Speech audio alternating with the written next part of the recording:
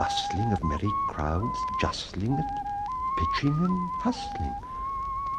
Small feet were pattering, wooden shoes clattering, little hands clapping and little tongues chattering, and like fowls in a farmyard when barley is scattering, out came the children running.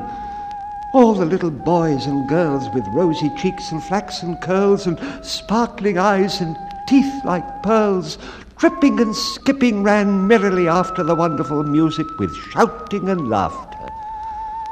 The mayor was dumb, and the council stood as if they were changed into blocks of wood, unable to move a step or cry to the children merrily skipping by, and could only follow with the eye that joyous crowd at the piper's back. Oh, but how the mayor was on the rack, and the wretched council's bosoms beat as the piper turned from the high street to where the Weser rolled its waters right in the way of their sons and daughters. However, he turned from south to west, and to Koppelberg Hill his steps addressed, and after him the children pressed. Ah, great was the joy in every breast. He never can cross that mighty top. He's forced to let the piping drop, and we shall see our children stop. When lo, as they reached the mountainside, a wondrous portal opened wide, as if a cavern was suddenly hollowed, and the piper advanced and the children followed, and where all were in to the very last, the door in the mountainside shut fast. Did I say all? No. One was lame and could not dance the whole of the way, and in after years, if he would blame his sadness, he was wont to say, "It's dull in our town since my playmates left. I can't forget that I'm bereft of all the pleasant sights they see, which the piper also promised me.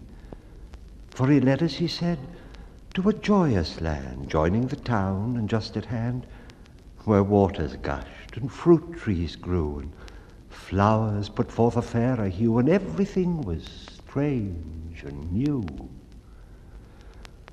The sparrows were brighter than peacocks here, and their dogs outran our fallow deer, and honeybees had lost their stings, and horses were born with eagle's wings.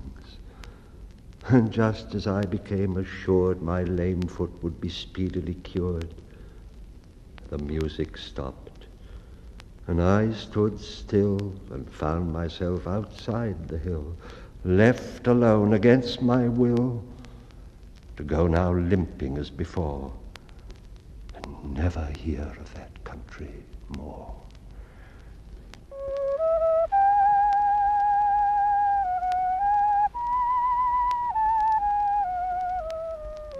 Alas, alas for Hamblin!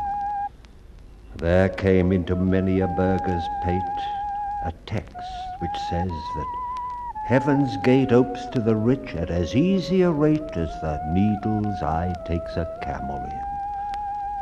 The mayor sent east, west, north, and south to offer the piper, by word of mouth, wherever it was men's lot to find him, silver and gold to his heart's content, if he'd only return the way he went and bring the children behind him. But when they saw it was a lost endeavor, and piper and dancers were gone forever, they made a decree that lawyers never should think their records dated duly if, after the day of the month and year, these words did not as well appear.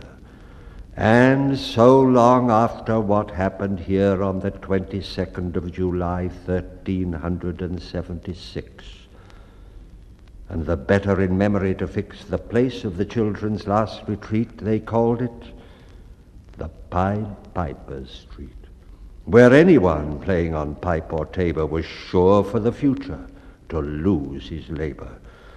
Nor suffered they hostelry or tavern to shock with mirth the street so solemn.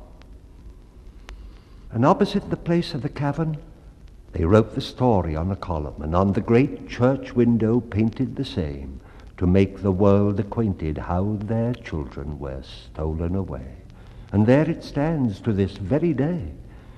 But I must not omit to say that in Transylvania there's a tribe of alien people that ascribe the outlandish ways and dress on which their neighbors lay such stress to their fathers and mothers having risen out of some subterraneous prison into which they were trepanned long time ago in a mighty band out of Hamlin town in Brunswick land.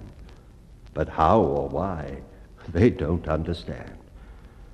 So, Willie, let you and me be wipers of scores out with all men, especially pipers.